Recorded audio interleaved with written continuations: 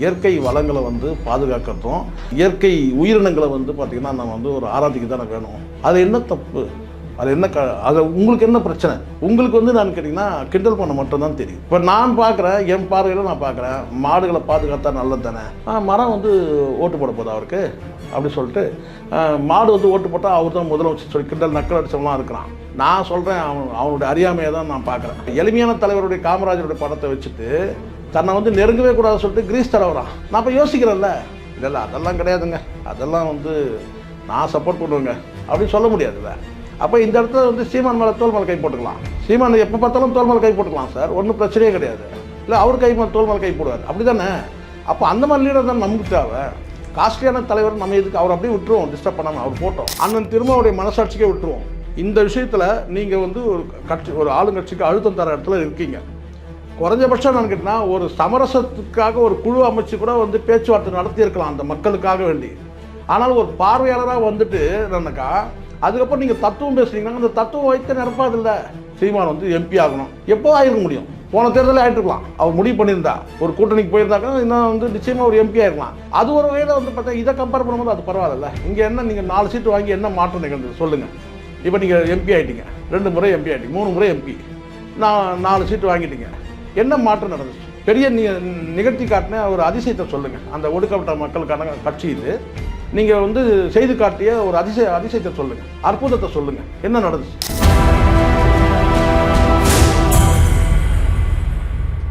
Sir வணக்கம். Sir வணக்கம். மலையோடு மாநாடு, மரம், பறவை, ஆடு, மாடு இதெல்லாம் முடிஞ்சுது. இன்றைக்கி சீமான் அவர்கள் மலையோடு மாநாடு பேசிகிட்டு இருக்காரு, பேச போகிறாரு. இதுக்கு நடுவில் ஏற்கனவே விஜயும் சீமானும் ஒரு எதிர் துருவமாக பேசப்பட்டது. இன்னைக்கு திருமாவும் சீமானும் பேசப்பட்டது. என்ன நடக்குது? இல்லை, எல்லாருக்குமே வந்து சீமான் மீது, சீமானுடைய அரசியல் மீது கேலி கிண்டல் ஒரு பக்கம் இருக்கட்டும், கேலி கிண்டல்லாம் ஒரு பக்கம் இருக்குது. இருந்தாலும் இதெல்லாம் இவன் பண்ணுறான், நம்மளால் பண்ண முடியலையா? இதெல்லாம் வந்து சீமானால் பண்ண முடியுது, நம்மளால் பண்ண முடியலையன்ற அந்த ஏக்கமும் இருக்குது. காரணம் நான் சொல்கிறேன் சார், அது மலையாக இருக்கட்டும், மரமாக இருக்கட்டும், விலங்குகளாக இருக்கட்டும், நீங்கள் என்ன வேணால், ஏன் ரோடு தெருநாய் கூட இருக்கட்டும் சார், நான் சொல்கிறேன், ஓப்பனாக சொல்கிறேன், தெருநாயில் கூட மாநாடு நடத்துதான் இருக்கட்டும், எதுனா இருக்கட்டும், இது எல்லாமே மக்களோட வாழக்கூடியது தானே சார். இயற்கை வளங்களை வந்து பாதுகாக்கிறதும் இயற்கை உயிரினங்களை வந்து பார்த்திங்கன்னா நம்ம வந்து ஒரு ஆராய்ச்சிக்கு தானே வேணும். அது என்ன தப்பு, அது என்ன அது உங்களுக்கு என்ன பிரச்சனை? இப்போ சீமான் அவருக்கு ஒரு தத்துவம் இருக்குது, அவருக்கு ஒரு சித்தாந்தம் இருக்குது, அவர் வந்து பயணிக்கிறாரு. உங்களுக்கு வந்து நான் கேட்டிங்கன்னா கிண்டல் பண்ண மட்டும்தான் தெரியுது. இப்போ நான் பார்க்குறேன், என் பார்வையில் நான் பார்க்குறேன், மாடுகளை பாதுகாத்தா நல்லது தானே.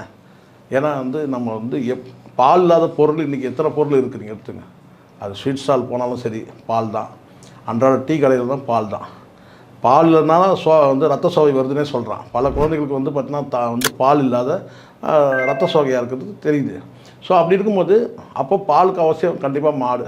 அப்போ அந்த மாடுகளுக்காக வந்து ஒருத்தர் மாநாடு நடத்தினா அதை கேலி கிண்டல் பண்ண உலகம் தானே சார் இருக்குது இவங்கெல்லாம். அப்போ நீங்கள் சொல்லுங்கள், இப்போது நீங்கள் வந்து சில சொல்லலாம், நான் கேட்டால் அவர் வந்து கல் இறக்கிற போராட்டம் பண்ணார் அப்படின்னு கூட சில பேர் விமர்சனம் பண்ணுறீங்க. அந்த விமர்சனத்தை எனக்கு பாதி உடன்பாடு இல்லை தான். பட் இருந்தாலும் நான் கேட்டிங்கன்னா வந்து நீங்கள் அந்த பனைமரம்னு ஒன்று இருக்குது, அது கொடுக்கக்கூடிய ஒரு பொருள் தானே அது, அது எல்லாம் தான் கொடுக்குது. அது வந்து இப்போ நேற்று கூட வந்து பனங்கள் கொண்டு வந்து தட்டில் வச்சாங்க ஒரு ஸ்வீட் மாதிரி. நான் அதை சாப்பிட்டேன், எவ்வளோ ஸ்வீட் சாப்பிட்ருக்குறோம். சரி பனங்கற்கண்டு சாப்பிட்லாம்னு சொல்லிட்டு வந்து தட்டில் கொண்டு வந்து வச்சாங்க. என்னங்கன்னு கேட்டினா பனங்கற்கண்டுன்னு. ஓ, இதை கூட கொடுக்கறதுக்கு இப்போலாம் ஆள் இருக்கிறாங்கன்னு சொல்லிட்டு அது இருந்தால் உண்மையில் அதை சாப்பிடும் போது எனக்கு சீமான் ஞாபகம் இருந்துச்சு. பனைமரம் இருந்ததுனால தான் சார் வந்து அது பனங்கற்கண்டு இருக்குது இல்லை. அப்போது நான் சொன்னேன், இயற்கை பாதுகாக்கக்கூடிய நடவடிக்கைகளை எடுக்கிறாங்க. நீங்கள் வேணும்னா குடிங்க கல், இல்லை வேணாம்னா விட்டுருங்க, யாரும் கட்டாயப்படுத்த போட்டில்ல, சரிங்களா? அதனால் எனக்கு என்னென்னா இயற்கை வளங்களை பாதுகாக்கிறதுக்கும் ஒரு கட்சி இருக்குப்பா, பரவாயில்ல. எல்லாரும் யாருமே யோசிக்காத ஒருத்தர் யோசிக்கிறாங்க, ஏதோ ஒன்று செய்கிறாங்க, அவ்வளோதான். மரம் வந்து ஓட்டு போட போதா? சில பேர் கேட்குறாங்களா அறிவாளியில் வந்து என்னென்னா, மரம் வந்து ஓட்டு போட போதா அவருக்கு அப்படி சொல்லிட்டு, மாடு வந்து ஓட்டு போட்டால் அவர் தான் முதலமைச்சர் சொல்லி கிண்டல் நக்கல் அடிச்சவங்களாம் இருக்கிறான். நான் சொல்கிறேன், அவனுடைய அறியாமையை தான் நான் பார்க்குறேன். நமக்கு வந்து பார்த்திங்கன்னா வந்து இன்றைக்கி பெரும்பகுதி இவனுக்கு வந்து இறைச்சி உணவே இல்லை, மாமிச உணவே இல்லைன்னு சொன்னால் நமக்கு உணவு தட்டுப்பாடே வந்துடும் இந்தியாவில். இதுதான் உண்மை. நாளிலேருந்து யாருமே வந்து மாமிசம் உணவே கூடாதுன்னு சொல்லி ஒரு முடிவு எடுத்துட்டாங்கன்னு வச்சுங்க, கவர்மெண்ட்டே ஒரு ஆர்டரே போட்டால் கூட அடுத்து நமக்கு வந்து பார்த்திங்கன்னா அந்தளவுக்கு இயற்கை வளங்கள் நம்மகிட்ட இல்லை. அதுக்கப்புறம் நம்ம ஓடணும் மறுபடியும் விவசாயத்துக்கு மறுபடியும் போட்டு, அப்போ தான் நம்ம வந்து நம்ம கவனம் வந்து ஐயோ சோத்துக்கு வழியில்னா தான் அப்போ தான் இதை பற்றி யோசிப்போம். எப்படி கொரோனா பீரியடில் போயிட்டு கோணி பையை போய் மொத்தமாக எனக்கு கொடுத்துட்டு போய் கேட்டாமல் பாருங்க, அந்த மாதிரி கேட்டுருவானுங்க அடுத்த செகண்டு. அப்படிலாம் இருக்கான் சில பேர். கொரோனா பீரியடில் ஒரு ஒரு காய்கறி கடையில் எல்லாருக்கும் வந்து அளந்து பங்கிட்டு கொடுக்குற அளவுக்கு அவருக்கு நம்ம லைன் நிற்கிறாங்க.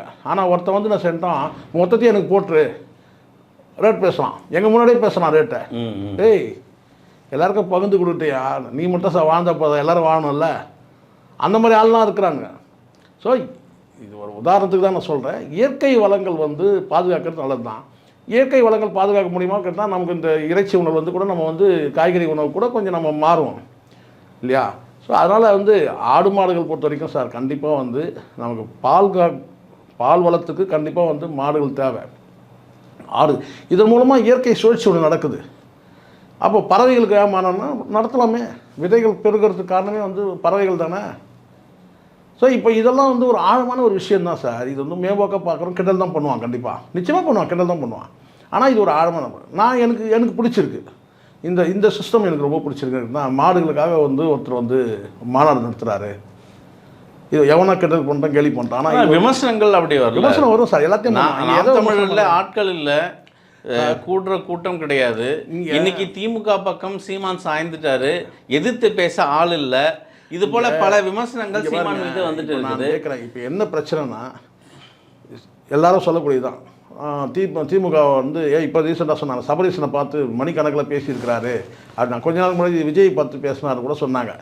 எப்படின்னா பேசிட்டோம், அரசியல் செயல்பாடு பாருங்கள். தனிப்பட்ட முறையில் கூட அந்த நட்பு இருக்கலாம், இல்லை ஏதோ ஒன்று இருக்கலாம், மீட் பண்ணியிருக்கலாம்.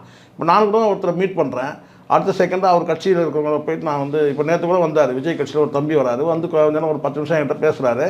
அடுத்த செகண்டு உள்ளே நான் போயிட்டு உட்காந்து விஜய் வந்து தாவேக சார்பில் உள்ள என்னுடைய குறைகளை நான் சொல்கிறேன், அதெல்லாம் சொல்லிட்டேன். அது தனிப்பட்ட முறையில் சந்திக்கிறது பேசுகிறது சரி, அதெல்லாம் வேறு சார். கொள்கை தான் இங்கே முக்கியம்.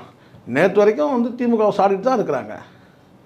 ஸோ இதெல்லாம் வந்து மக்களுடைய இப்போ சில பேர் இருக்கிறாங்க, இந்த அரசியல் கணக்கு ஆய்வாளர்கள்லாம் இருக்கிறாங்க, இல்லை அவர் வந்து இந்த பக்கம் சாஞ்சிட்டாரு, இன்னும் விஜயை தாக்குறாரு, அந்த பக்கம் சாஞ்சிட்டாரு விஜய் தானே.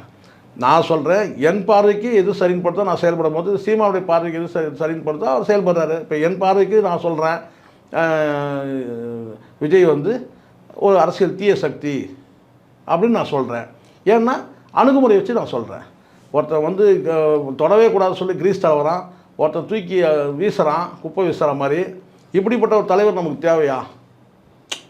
இப்படிப்பட்ட எளிமையான தலைவருடைய காமராஜருடைய படத்தை வச்சுட்டு தன்னை வந்து நெருங்கவே கூடாது சொல்லிட்டு கிரீஸ் தடவுறான். நான் இப்போ யோசிக்கிறேன்ல, இல்லை அதெல்லாம் கிடையாதுங்க, அதெல்லாம் வந்து நான் சப்போர்ட் பண்ணுவேங்க அப்படின்னு சொல்ல முடியாதுல்ல. அப்போ இந்த இடத்துல வந்து சீமான் மேலே தோல் மேலே கை போட்டுக்கலாம். சீமான் எப்போ பார்த்தாலும் தோல் மேலே கை போட்டுக்கலாம் சார், ஒன்றும் பிரச்சனையே கிடையாது. இல்லை அவர் கை மேலே தோல் மேலே கை போடுவார், அப்படி தானே. அப்போ அந்த மாதிரி லீடர் தான் நமக்கு தேவை. காஸ்ட்லியான தலைவர் நம்ம எதுக்கு அவர் அப்படியே விட்டுருவோம், டிஸ்டர்ப் பண்ணாமல் அவர் போட்டோம். நமக்கு யாரும் கூட சகஜமாக பண்ண முடியும். திரும்ப போய் நான் ஒரு தடவை மீட் பண்ணும்போது அவர் என் தோல் மேலே கை வச்சினார். சொல்கிறேன் நான், அவர் போய் சந்தித்து பேசும்போது அவர் நடந்து வந்துட்டே இருந்தோட டக்குன்னு தோல் மேலே கை வச்சுக்கிறாரு. அந்த மாதிரி தலைவர் தான் நமக்கு தேவை. எளிமையான தலைவர்கள் தானே சார் நமக்கு தேவை. சீமானோ திருமாவளவனோ வந்து பார்த்தா இன்றைக்கி முடிவு பண்ணால் இன்றைக்கே பார்க்க முடியும். ஏன் இன்றைக்கி இவங்களுக்கு 2 பேருக்கும் விவாதம் ஆகுது? அது வந்து கட்சியில் அடிப்படையில் வந்து சில பேர் விமர்சனங்கள் தான் சார். நான் சொல்கிறேன்னு கேட்டால், பட் எனக்கு தெரிஞ்சு நான் இந்த ஏர்போர்ட் மூர்த்தி இந்த மோதல் இருக்குல்ல, 2 தரப்புலையுமே வார்த்தைகள் பரிமாற்றங்கள் தடிமனாக போயிடுச்சு. நீங்கள் என்ன தான் வந்து ஏர்போர்ட் மூர்த்தி வந்து டேட்டா விஷயத்தில் டேட்டாக்களை போட்டு இதில் வந்து பார்த்தீங்கன்னா வந்து திருமாவளவன் வந்து விட்டு கொடுத்துட்டாரு, ஷெட்யூல் கம்யூனிட்டியோட உரிமைகளெல்லாம் விட்டு கொடுத்துட்டாரு அப்படிலாம் நீங்கள் பேசலாம். அது வந்து உங்களுடைய உரிமை. நீங்களும் வந்து அந்த சமூகத்தை சார்ந்தவன்ற அடிப்படையில் நீங்கள் பேசலாம், அந்த சமூகத்தை சாராதவர்கள் கூட பேசலாம். பல விஷயங்களை திமுகவோட இவர் வந்து பலவீனப்பட்டு போயிட்டார், அடிமையாயிட்டார் இப்படின்னு சொல்லலாம். கோபாலபுரத்துக்கு கொத்தடிமை ஆகிட்டார், அது கூட நீங்கள் சொல்லலாம். ஆனால் அதெல்லாம் தாண்டி ஒரு தனிப்பட்டவர் வந்து அவருடைய வாழ்க்கையை வந்து கொச்சைப்படுத்தி பேசுகிறது, பெண்களை மையப்படுத்தி பேசுகிறது, அதில் வந்து எனக்கு அது வந்து ஏர்போர்ட் மூர்த்தி செஞ்சார், பேசினார். பேசணும் அதெல்லாம் இருக்குது, அப்படியே ரெக்கார்டாக தானே இருக்குது, வீடியோவில் பேசணும் ரெக்கார்டாக தானே இருக்குது. அதுதான் எனக்கு வந்து, மற்றபடி நீங்கள் வந்து உரிமையை விட்டு கொடுக்குறாரு, இந்த திமுக அரசோட வந்து பார்த்தீங்கன்னா இவர் வந்து ரொம்ப பெண்ட் பண்ணி போகிறாரு, அதெல்லாம் சொல்லலாம். அது உங்களுக்கான இதுவே சொல்லலாம். ஆனால் அதே சமயத்தில் இவங்க இங்கே பல பேர் இருக்கிறாங்க. திருமாவளவனுடைய இல்லை ஏர்போர்ட் மூர்த்தியை வந்து ஆர்எஸ்எஸ் இயக்குறாங்க, திருமாவை அசிங்கப்படுத்தணும்னு அது பேசுறாங்க. இல்லை சார், இது எல்லாருக்குமே உண்டு சார், இது உண்டு. பிஜேபி அந்த வேலையை செய்யும். ஒரு பக்கம் திருமாவளவனை அசிங்கப்படுத்தணும், அதுவும் இருக்குது ஒரு பக்கம். அதே சமயத்தில் இன்னொரு பக்கம் வந்து திருமாவளவன் வந்து என்ன செய்கிறாருன்னு கேட்டிங்கன்னா, நான் பெரியார் கொள்கைகளை பின்பற்றி போகிறேன்ற அந்த வகையில் வந்து கேட்டால் திமுகவோட ரொம்பவும் பெண்ட் பண்ணி போகிறார். திமுக அரசோட என்ன சொல்கிறார், ரொம்ப பெண்ட் பண்ணி போகிறார். அரசியல் சூழல் அது மாதிரி இருக்குது. நான் இறங்கி தான் போகணும், எனக்கு பின்னாடி இருக்கவங்கள நான் பாதுகாக்கணும்னா நான் இறங்கி தான் போகணும். சில விஷயத்தில் அது அவர் சொல்கிறதுல நியாயம் இருக்கு இல்லையா? நீங்கள் சொல்கிறது உண்மை, நீங்கள் சொல்கிறது உண்மை. என்னன்னு கேட்டிங்கன்னா, ஒரு பக்கம் மத்திய அரசை வந்து எதிர்த்து களமாடும் போது திருமாவளவன் அவர்களுக்குன்னு ஒரு பெருமை இருக்குது. அது எவ்வளோ பேருக்கு அந்த கட்சியில் இருக்கவங்க எவ்வளோ பேருக்கு தெரியும்னு தெரியல, அவருக்கே ஞாபகம் இருக்கான்னு தெரியல. அவருடைய கன்னி பேச்சு, நான் சொல்ல 2009 நினைக்கிறேன், கன்னி பேச்சு பாராளுமன்றத்தில் முதல்ல அவருடைய கன்னி பேச்சு என்ன தெரியுங்களா, மனிதனுடைய மலத்தை மனிதனே வந்து அல்றதை வந்து தடை செய்யணும். அந்த ஒரு வார்த்தை ஒட்டுமொத்த பாராளுமன்றத்தையும் அதிர வச்சுது. முதல் கன்னி பேச்சு தமிழில் தான் பேசுகிறாரு. மனிதனுடைய மலத்தை மனிதனே வந்து அள்ளக்கூடாதுன்றது, அதுக்கு தடை வரும்னு சொல்லிட்டு அவர் பேச்சு வந்து ஒட்டுமொத்த பாராளுமன்றமும் நிசப்தமாயிடும். அந்த திருமாவளவன் வந்து இன்றைக்கி துப்புரவு பணியாளர்களுடைய பிரச்சனைன்னு வரும்போது நழுவி போகிறார். உண்மை அது. அதே ஸ்டாண்டில் தானே சார் இருக்காரு. வேலை உரிமையை கேட்குறீங்க, நமக்கு ஏன் அந்த வேலை? அப்படி இல்லை சார், அவரோட பாயிண்ட்டை நல்லா புரிஞ்சுங்க. அந்த கன்னி பேச்சு அன்னைக்கு எப்படி இருந்தாரோ அந்த விஷயத்துல ட்ராக் மாறாத நிரந்தரம் பண்ணுங்கன்னு இவங்க போராடுறாங்க. உங்களுக்கு ஏன் அந்த வேலை தேவை? நிரந்தரம் ஏன் அந்த வேலை நமக்கு தேவையா அப்படின்னு நீங்கள் சொல்லிட்டீங்களா? எங்கே பெண்டார் நான் சொல்கிறேன் பாருங்க, அந்த வார்த்தையில் தான் பிரச்சனை. மனிதனுடைய மலத்தை மனிதனே அள்ளக்கூடாதுன்னு சொல்லி பேசுனது வந்து ஆதி திராவிடர்களுக்கு மட்டுமே கிடையாது. யாரெல்லாம் மனித மலத்தை வந்து மனிதன் அள்ளுறானோ அவங்களுக்காக பேசுறது தான். அதே மாதிரி துப்புரவு பணியாளர் விஷயத்தில் நான் சொல்கிறேன் பாருங்கள், நீங்கள் பார்வை எல்லாருக்கும் எப்படி போயிருந்து கேட்டால், துப்புரவு பணி செய்கிறவங்க எல்லாருமே ஆதி திராவிடர் தான் இருக்கலாம், மெஜாரிட்டி கூட இருக்கலாம். ஆனால் அது கிடையாது. ஒடுக்கப்பட்ட மக்கள் தான் அந்த வேலையை செய்கிறாங்க. அப்போ இவர் என்ன சொல்கிறாருன்னா, சாதிய பார்வையை கொண்டு வந்து என்ன சொல்கிறாருன்னா, இதை வந்து இந்த வேலையே நீங்கள் செய்யக்கூடாதுன்றது தான் இருக்கும். அப்போ நான் கேட்குறேன், யார் செய்யறது? யார் செய்யறது? யாராவது ஒரு மனிதரை செஞ்சு தானே ஆகணும். இப்போ நான் கேட்குறேன் சார், இந்த மக்கள் வந்து நீங்கள் உங்கள் பார்வைக்கிறேன்னு கேட்டால் இவங்கெல்லாம் வந்து ஒடுக்கப்பட்ட மக்கள், ஆதி திராவிட மக்கள் நீங்கள் நினைக்கிறீங்க. அன்றைக்கி நீங்கள் பார்லிமெண்ட்டில் பேசும்போது, அண்ணன் பேசும்போது அங்கே வந்து பார்த்தீங்கன்னா வந்து மனிதனுடைய மலத்தை மனிதனே அழுறான்னு சொல்லி அவர் பேசும்போது கேட்டால் அது எக்யூப்மெண்ட் கொண்டு வரணும்னு கூட நீங்கள் பேசிடலாம். ஆனால் அப்போ வந்து உங்கள் பார்வை என்னன்னு கேட்டிங்கன்னா, இதை வந்து முழுக்க ஒடுக்கப்பட்ட மக்கள் தான், ஆதி திராவிட மக்கள் தான் இதை வந்து செய்கிறாங்க அப்படின்ற பார்வையில் நீங்கள் பேசலை. பொதுவான வந்து பார்த்தீங்கன்னா அந்த பார்வை கேட்டால் மனிதனுடைய மலத்தை மனிதனே அள்ளக்கூடாதுன்ற, அதுக்கு தடை வேணும், அதுக்கான வந்து மாற்று சிந்தனை வேணும்னு சொல்லி நீங்கள் கேட்கும்போது, அப்போ இந்த இடத்துல வந்து துப்புரவு பணியாளர்கள் வந்து வேலை செய்யும்போது கேட்டால் நீங்கள் வந்து சாதிய பார்வையில் பார்க்கக்கூடாது. அந்த மக்களுக்கான உரிமையை தான் நீங்கள் கேட்கணும். அந்த மக்களுக்கு என்ன உரிமை? இப்போ நான் கேட்குறேன் சார், ஓட்டுநர்கள்லாம் சேர்ந்து ஒரு ஸ்ட்ரைக் பண்ணுறாங்க, உரிமைக்காக போராடுறாங்க ஓட்டுநர்கள்லாம். அப்போ நீங்கள் என்ன செய்வீங்க? போய்ட்டு நீங்கள்லாம் வண்டி ஓட்டினீங்கன்னா வந்து ஆக்சிடென்ட் ஆகி செத்து போயிடுவீங்க, அதெல்லாம் நீங்கள் வந்து உங்கள் உயிரை காப்பாற்றுறோட நீங்கள் இந்த வேலை செய்யாமல் இருந்தால் போதும் அப்படியா சொல்லுவீங்க? ஓட்டுநர் வேலை இழுக்கான வேலை கிடையாது.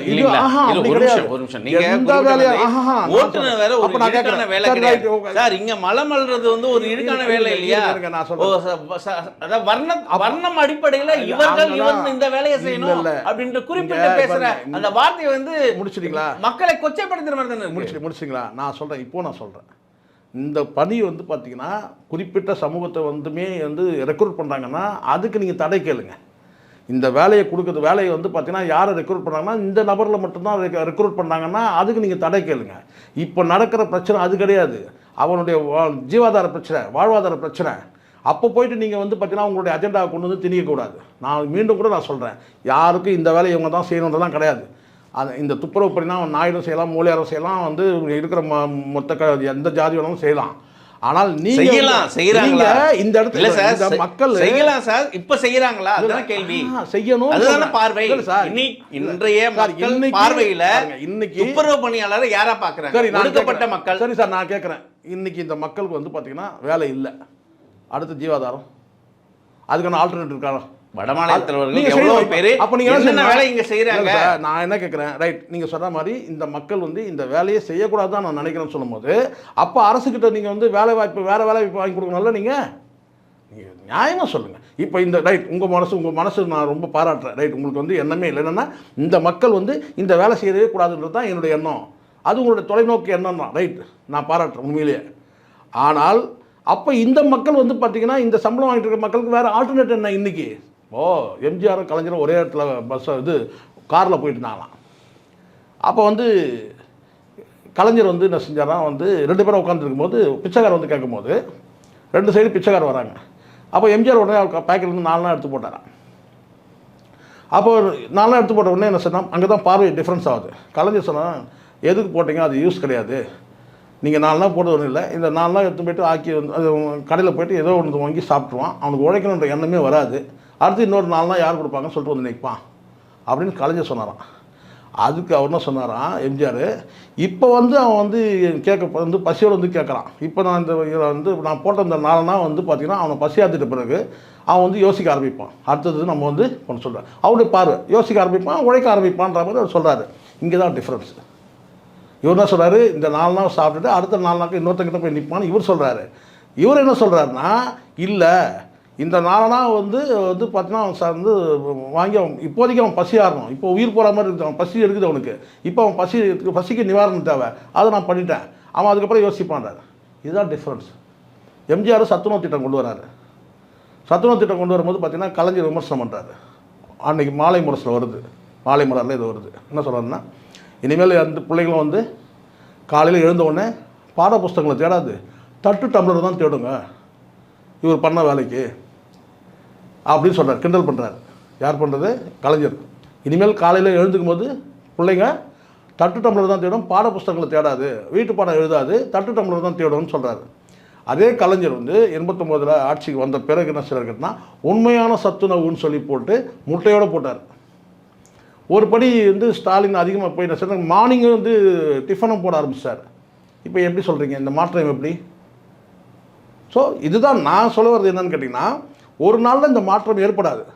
இன்றைக்கி அவர் சொல்கிறது சரியாக இருக்கலாம், அண்ணன் திருமாவுடைய மனசாட்சிக்கே விட்டுருவோம். இந்த விஷயத்தில் நீங்கள் வந்து ஒரு ஆளுங்கட்சிக்கு அழுத்தம் தர இடத்துல இருக்கீங்க. குறைஞ்சபட்சம் நான் கேட்டிங்கன்னா ஒரு சமரசத்துக்காக ஒரு குழு அமைச்சு கூட வந்து பேச்சுவார்த்தை நடத்தியிருக்கலாம் அந்த மக்களுக்காக வேண்டி. ஆனால் ஒரு பார்வையாளராக வந்துட்டு என்னக்கா அதுக்கப்புறம் நீங்கள் தத்துவம் பேசுகிறீங்கன்னா அந்த தத்துவம் வைத்து நிரப்பாதில்லை. அங்கே நீங்கள் என்ன தத்துவம் சொல்கிறீங்கன்னா உங்களோட சித்தாந்தத்தை சொல்கிறீங்க, உங்கள் அஜெண்டாவை கொண்டு வந்து சொல்கிறீங்க. அங்கே என்னென்னா இந்த மக்கள் வந்து இந்த வேலையே செய்யக்கூடாதுன்றது தான் என்னுடைய நோக்கம், நல்ல நோக்கம். ஆனால் இந்த இடத்துல பேசக்கூடிய இடம் கிடையாது. நான் வந்து பெரிய வந்து ஒரு பசிக்காக இருக்கக்கூடிய வந்து ஒரு அன்னதான கூட்டத்தில் போயிட்டு 1 மணிக்கு அன்னதானம். நான் அங்கே போயிட்டு வந்து பார்த்தீங்கன்னா நான் போனதே லேட்டு, 12 மணிக்கு போகிறேன், இல்லை 1 மணிக்கு போகிறேன்.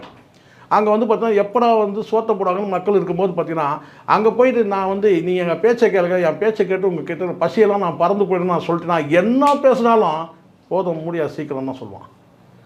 போதும் முடியா நிறுத்தியா, பசி இருக்குது எங்களுக்கு, அதான் சொல்லுவாங்க.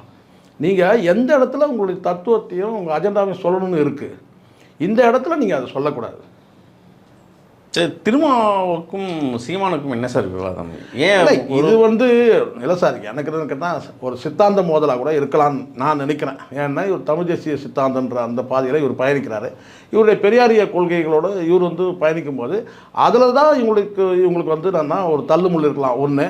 ரெண்டாவது, இந்த வார்த்தை போரில் ஒன்று இருக்குல்ல, என்னென்னு கேட்டிங்கன்னா இங்கே திராவிட கட்சிகளோட வந்து கூட்டணி வச்சு போகிறீங்க, நீங்கள் வந்து ஒரு சீட்டுக்கு 2 சீட்டுக்கு நீங்கள் அலையிறீங்க அப்படின்ற மாதிரி அங்கேருந்து ஒரு வார்த்தை வருது சீமான் தரப்புலேருந்து. சீமானோ இல்லை சீமானை சார்ந்தவங்க யாரோ பேசுகிறாங்க. இவர் என்ன சொல்கிறாரு கேட்டிங்கன்னா வந்து ஒத்த சீட்டு ஜெயிக்கிறதுக்கு உங்களுக்கு வக்கு இல்லைன்னு இவங்க பேசுகிறாங்க. இப்படி தான் மோதல் இருக்குது. ஆனால் என் பார்வையில் நான் சொல்கிறேன்னு கேட்டிங்கன்னா வந்து இந்த கட்சிகள், இந்த விசிகா, பாமக எல்லா கட்சிகளுமே வந்து இந்த திமுக அரசையும் அதிமுக அரசையும் விமர்சனம் பண்ணிட்டு வந்து உதயமான கட்சிகள் தான். இவங்களுக்கு மாற்று அரசியல் கொடுக்கறதுக்காக உதயமான கட்சிகள் தான் எல்லா கட்சியும் நான் சொல்கிறேன். யாரெல்லாம் வந்து இந்த இப்போ இருக்கிற கட்சி அது விசிகா, பாட்டாளி மக்கள் கட்சி, நேற்று ஆரம்பித்த வந்து விஜய் உட்பட சொல்கிறேன், கமலஹாசன் வந்து மக்கள் நீதி மையம் உட்பட எல்லாருமே வந்து 2 கட்சிகளே வந்து திராவிட அரசியலுக்கு ஒரு மாற்று அரசியல் கொடுக்குறேன்னு தான் சொல்லி தான் இவங்க வந்தாங்க. ஆனால் காலப்போக்கில் வந்து பார்த்திங்கன்னா 1 சீட்டு 2 சீட்டுக்கு வந்து பார்த்திங்கன்னா அவங்களோட கூட்டணி வைக்கும்போது அப்படி இந்த டிஃப்ரென்ஸை பார்க்கும்போது சீமான் பெட்டர்னு தோணுது. ஆல்வேஸ் பெட்டர் சீமான். ஏன்னா எந்த சூழ்நிலையும் வந்து நான் கூட்டணிக்கு போக மாட்டேன்னு சொல்லிட்டு 1%, 1.5%, 2% அப்படியே வந்து இன்றைக்கி ஒரு 8.5% நிற்கும் போது வந்து பார்த்திங்கன்னா அது ஆட்சி அதிகாரத்தை நோக்கி அவங்க நகர்றது வந்து பார்த்திங்கன்னா மெதுவாக கூட நடக்கட்டும், இன்னொரு 10 வருஷம் ஆகட்டும், இல்லை 15 வருஷம் ஆகட்டும், 20 வருஷம் ஆகட்டும், ஆனால் அந்த கொள்கையில் வந்து ஸ்ட்ராங்காக நிற்கிறாங்க. இப்போ உதாரணத்துக்கு வந்து இப்போது சீமான் வந்து எம்பி ஆகணும், எப்போ ஆகிருக்க முடியும்? போன தேர்தலில் ஆகிட்டுருக்கலாம். அவர் முடிவு பண்ணியிருந்தா ஒரு கூட்டணிக்கு போயிருந்தாக்கா இன்னும் வந்து நிச்சயமாக ஒரு எம்பி ஆகிருக்கலாம். இல்லை வந்து இவர் இப்போ கேட்குற மாதிரி ஒரு 4 எம்எல்ஏக்காக தானே இவங்க போய் திமுகவோட வந்து இவங்க வந்து பெண்ட் பண்ணி போகிறாங்க பல விஷயங்களில். இப்போ சீமான் நினச்சிருந்தாங்கன்னா வந்து ஒரு 10 எம்எல்ஏ எப்போ வாங்கிட்டு இருக்கலாம் அதிமுக கூட்டணி பண்ண. ஆனால் இல்லை, நான் கூட்டணிக்கு போக மாட்டேன்னு சொல்லிட்டு ஒரு பிடிவாதமாக நிற்கிறாரு. பிடிவாதன்றதை விட கொள்கையோடு நிற்கிறாங்கல்ல. அது ஒரு வகையில் வந்து பார்த்தா இதை கம்பேர் பண்ணும்போது அது பரவாயில்ல. இங்கே என்ன நீங்கள் 4 சீட்டு வாங்கி என்ன மாற்றம் நிகழ்ந்தது சொல்லுங்கள்? இப்போ நீங்கள் எம்பி ஆகிட்டீங்க, 2 முறை எம்பி ஆகிட்டீங்க, 3 முறை எம்பி, நான் 4 சீட்டு வாங்கிட்டீங்க, என்ன மாற்றம் நடந்துச்சு? பெரிய நிகழ்த்தி காட்டின ஒரு அதிசயத்தை சொல்லுங்கள். அந்த ஒடுக்கப்பட்ட மக்களுக்கான கட்சி இது. நீங்கள் வந்து செய்து காட்டிய ஒரு அதிசயத்தை சொல்லுங்கள், அற்புதத்தை சொல்லுங்கள், என்ன நடந்துச்சு? பாட்டாளி மக்கள் கட்சியாவது நீங்கள் சொல்லலாம். இந்த எம்பிசின்றதுக்கான அவங்களுக்கு நீண்ட நெடிய போராட்டம் தான் அந்த எம்பிசி இருக்குது. நேரடி பலன் இருக்கோ இல்லையோ இருந்தாலும் தான் எம்பிசிக்கு ஒரு பெரிய கூட்டம் வந்து ராமதாஸால வந்து பலன். ஆனால் விசிகா தொண்டர்களுக்கு திருமாவளவன் எதுவும் செய்யலன்னு நினைக்கிறீங்க? இல்லை சார், என்ன செய்தாங்கன்னு தான் நான் கேட்குறேன். இல்லை சார், பொதுவான குரல்கள் வேற சார். இப்போ நானே சொல்றேனே, நானே பெருமையாக தானே சொல்றேன். ஏதாவது சொத்து சேர்த்து வச்சிருக்காரா? இல்ல இல்ல இல்ல சொல்றேன், நீங்க பாமகவை ஒப்பிட்டு நான் சொல்ல வருது அது இல்ல சார். அந்த ஒடுக்கப்பட்ட மக்களுக்குன்னு சொல்லிட்டு நீங்க வந்து நான் சொல்றேன் அவங்களுக்கான அரசியல் எடுத்துங்க. இப்போ இப்படி எடுத்துங்க. இப்போ மனிதனுடைய மனத்தை வந்து மனிதனை அள்ளக்கூடாதுன்னு சொல்லி கோரிக்கை வச்சார். 2009 வச்ச கோரிக்கை. இப்போ பார்த்துங்க, கிட்டத்தட்ட வந்து ஒரு 15 வருஷத்துக்கு மேலே ஆயிடுச்சு. என்ன நடந்தது? இன்னும் அதே தானே செஞ்சுட்டு இருக்கிறாங்க. இன்றைக்கி அடைப்பு எடுக்கிறோன்னா அந்த மக்கள் தான் அந்த வேலையை செய்கிறாங்க. என்னதான் எக்யூப்மெண்ட் அது இதுன்னு வந்தாலும் ஏற்கனவே இருக்கிறது தானே. ஒரு கை தட்டினா ஓசை வராது, நல்லாவே தெரியும். அது ரைட்டு சார். ஆனால் நினைச்சா அது அப்படி நடக்காது. மற்ற ஆட்சியாளர்களும் அதை நினைக்கணும் இல்லையா? அதை தான் நான் சொல்கிறேன். அதுக்கு தான் நான் சொல்கிறேன். இந்த இடத்துல இந்த கூட்டணியோடு நீங்கள் பயணிச்சிங்கன்னா உங்களுடைய வந்து நீங்கள் ஒரு ஆட்சி அதிகாரம்ன்றது எம்பி பதவியிலிருந்து அல்லது எம்எல்ஏ பதவியிலிருந்து தான் நீங்கள் வந்து பார்த்தீங்கன்னா இந்த ஒரு விஷயத்தை நீங்கள் அச்சீவ் பண்ணணும்னு அவசியம் கிடையாது. பாராளுமன்றத்தில் பேசுகிற அந்த வார்த்தையை நீங்கள் பேசும்போது அது கெசட்டில் ஏறி அது நடைமுறைக்கு வந்ததுன்னா சரி. ஆனால் இப்போ அதே தான் இதை தானே சார் திருமாவளவன் செய்கிறாரு. ஒரு அதிகாரத்தில் இருக்கும் போது எவ்வளோ ஓசை கொடுத்தாலும் அப்பவே கேட்காதவங்க, அப்ப யோசிக்காதவங்க, அப்ப செய்யாதவங்க, இது ஆட்சி பலமே இல்லாமல் எதுவுமே ஒடுக்கப்பட்ட மக்களுக்கு எதுவுமே செய்ய முடியாது, தனித்து தான் நிற்கணும். இன்னைக்கு திமுக ஒன்றி அணைச்சு போயிட்டு இருக்காருன்னு விமர்சனம் வைக்கிறீங்க. வெளியே வந்துட்டாருன்னா சரி, ஒரு அதிகாரம் இல்லைன்னா அவங்களுக்கான அந்த மக்களுக்கான அரசியலை திருமாவளவன் செய்ய முடியுமா? நான் சொல்றது நல்லா கேட்டுங்க. நீங்கள் வந்து அதிகாரத்தில் இருந்து செய்யக்கூடியதை நீங்கள் அதிகாரத்தில் இருக்கிறதா சொல்லிங்களேன். இந்த சட்டமன்ற உறுப்பினராக இருக்கட்டும், பாராளுமன்ற உறுப்பினர், நீங்கள் இது எல்லாமே என்னென்னா நீங்கள் சஜஷன் தான் சொல்ல முடியும், ஆர்டர் பண்ண முடியாது. கையெழுத்து போகிற இடத்துல நீங்கள் இல்லை. ஒரு அமைச்சராக இருந்தீங்கன்னா நீங்கள் கையெழுத்து போகிற இடத்துல இருக்கீங்க, ஆட்சி அதிகாரத்தில் இருக்குது நீங்கள் இல்லை. ஒன்லி வந்து பார்த்தீங்கன்னா நீங்கள் பேசுறது பதிவாகுது, ஒரு சஜஷன், அவ்வளோதான். அதை எடுத்துக்கலாம் இல்லை எடுத்துக்காமல் போகலாம், அவ்வளோதானே தவிர அதை தாண்டி ஒன்றுமே இல்லை. ஆனால் நீங்கள் இந்த இடத்துல நீங்கள் எடுத்துங்க. நான் சீமான் வந்து அதிகாரத்துக்கு வந்துட்டார், இல்லை அவர் சொல்கிற சஜஷனாக இங்கே கேட்டுக்காங்கன்றது கிடையாது. ஆனால் ஒரு குரலாக அவர் இருக்கிறாரு. இந்த இடத்துல நீங்கள் உங்களுடைய குரல் கொடுத்து கூட அந்த குரல் வந்து பார்த்தீங்கன்னா எனக்கு சொல்லி முடிச்சிடறேன். அந்த குரல் வந்து பார்த்தீங்கன்னா இந்த குடுவையில் விட்ட இந்த விளக்குன்னு சொல்கிறாங்களா, அப்படி தான் இருக்க தவிர அது பலன் கிடைக்கவே இல்லைன்ற நான். இப்போ இதே நீங்கள் வந்து இப்போ இவரை எடுத்துங்க, நம்ம பாட்டாளி மக்கள் கட்சி எடுத்துங்கன்னா அந்த எம்பிசி ரிசர்வேஷன் வந்து பார்த்தா பார்லிமெண்ட்டில் போய் பேசிலாம் வாங்கலை. இவங்க எடுத்த பெரிய போராட்டம் இருக்குல்ல, இந்த மக்கள் கிளர்ச்சி, அதன் மூலமாக தான் வந்து பார்த்தீங்கன்னா இந்த எம்பிசின்றதே வந்து பார்த்தீங்கன்னா கலைஞர் வந்து நான் சொன்னால் இப்படி ஒரு சொல்யூஷனை எட்டலாம்னு சொல்லி முடிவெடுத்தார். அப்போ இவங்க போய் பார்லிமெண்ட்டில் பேசியாக வந்து வாங்கினாங்க கிடையாது. எம்பிசின்றது ஓவரால் போராட்டம் அது தனியாக இருக்குது. அது வந்து உங்கள்கிட்ட மண்டல் கமிஷன் மூலமாக அது அந்த நடவடிக்கை வந்து விபி சிங் தலை முன்னெடுக்கிறாங்க. அது மண்டல் கமிஷன் பரிந்துரைகள் வந்து அது வேறு. ஆனால் பிசியில் எம்பிசின்னு சொல்லிட்டு ஸ்டேட் கவர்மெண்ட் ஒரு ஸ்டெப் எடுத்தது இல்லை. அதுக்கு காரணம் கேட்டினா இது வந்து பாட்டாளி மக்கள் கட்சி எடுத்த நெடிய போராட்டம், அன்பு ராமதாஸோட மிகப்பெரிய போராட்டம் தான் காரணம்.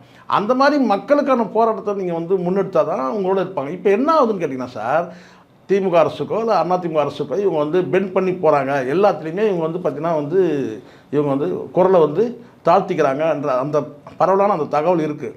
அப்போ என்ன ஆகுதுன்னு கேட்டிங்கன்னா, இப்போ இந்த மாதிரி இப்போ ஏர்போர்ட் மூர்த்தி மட்டுமே நான் சொல்லலை, ஏர்போர்ட் மூர்த்தி சில டேட்டா சொல்கிறாரு, அது உண்மை தான். அரசுக்கு வந்த பணத்தை வந்து செலவு பண்ணாமல் இவங்க ரிட்டர்ன் பண்ணுறாங்க அப்படின்றது தான் கரெக்ட் தான். அப்போ இன்றைக்கி இந்த ஏர்போர்ட் மூர்த்தி இல்லைனாலும் கூட வேறு யாரோ ஒருத்தர் வந்து பேச தான் போகிறாங்க.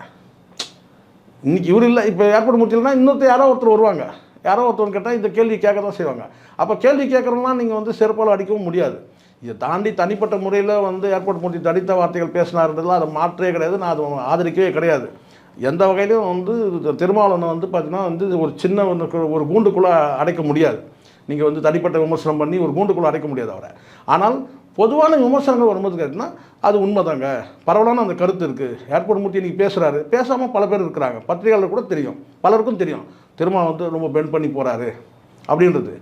ஆனால் இந்த இடத்துல நான் சொல்ல வருதுன்னு கேட்டிங்கன்னா, இந்த 4 எம்எல்ஏக்கும் சரி இல்லை 2 எம்பிக்காகவும் சரி நீங்கள் வந்து உங்களுடைய வந்து சொல்கிறது சுருக்கிக்க கூடாதுன்ற நான்.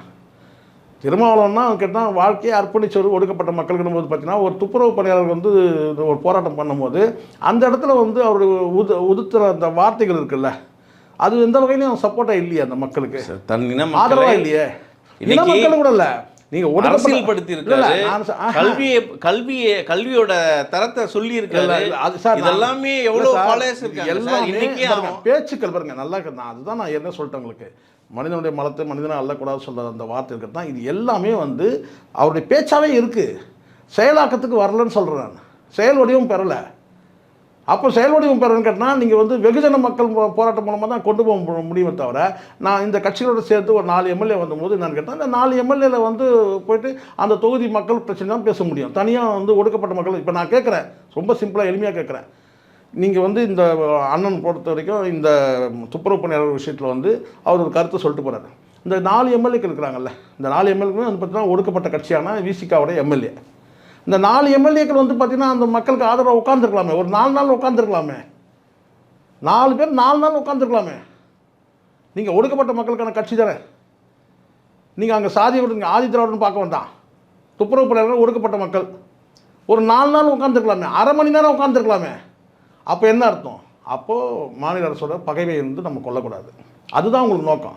அதனால தான் நீங்கள் என்ன செய்றீங்கன்னா இப்படி ஒரு வார்த்தையை போட்டு எஸ்கேப் ஆகுறீங்க. என்னன்னு கேட்டால் இவங்க ரூட்லேயே நம்ம போயிடுவோம். என்னன்னு கேட்டால் இந்த மக்களுக்கு இந்த வேலையே செய்யக்கூடாதுன்னு தான் என் நோக்கம். அப்போ நீங்கள் வந்தே இருக்கக்கூடாது. அங்கே எப்போ உங்களுக்கு அந்த எண்ணம் இருக்குதோ அங்கே நீங்கள் ஒரு பார்வையாளரை கூட நீங்கள் வந்துடக்கூடாது. அங்கேருந்தே இருந்த இடத்துல தான் சொல்லியிருக்கணும். என்னென்னா அந்த மக்களுக்கு அந்த வேலை செய்யக்கூடாதுங்க எனக்கு. ஸோ அதனால் ஒரு விஷயம் உண்மை, மீண்டும் நான் சொல்கிறேன், அண்ணனுடைய தனிப்பட்ட வாழ்க்கையை வந்து சுருக்கி பேசுறது, அவர் வந்து சிறுமைப்படுத்துறது வந்து பார்த்திங்கன்னா அது வந்து பைத்தியக்காரத்தனம், முட்டாள்தனம். அதை செய்யக்கூடாது. அது யார் செஞ்சாலும் தப்பு தான். ஆனால் அதே சமயத்தில் ஒடுக்கப்பட்ட மக்கள், அதாவது கேட்டால் ஆதி திராவிட மக்கள், பட்டியலின வகுப்பு மக்களுக்கு வந்து பார்த்திங்கன்னா எந்த வகையிலையும் இவர் வந்து பார்த்திங்கன்னா நமக்கு ஆதரவாக இல்லைன்னு அந்த மக்கள் நினைக்கிற அளவுக்கு நடந்துக்கூடாது. அந்த மக்களே நினைக்கிறாங்க இவர் கூட நமக்கு சப்போர்ட் இல்லைப்பா அப்படின்னு சொல்லிட்டு அந்த மக்கள் வந்து நினைக்கிற மாதிரி இவருடைய நடவடிக்கை அமையக்கூடாதுல்ல. அதுதான் இங்கே ரொம்ப முக்கியமானது. நன்றி சார். நன்றி சார்.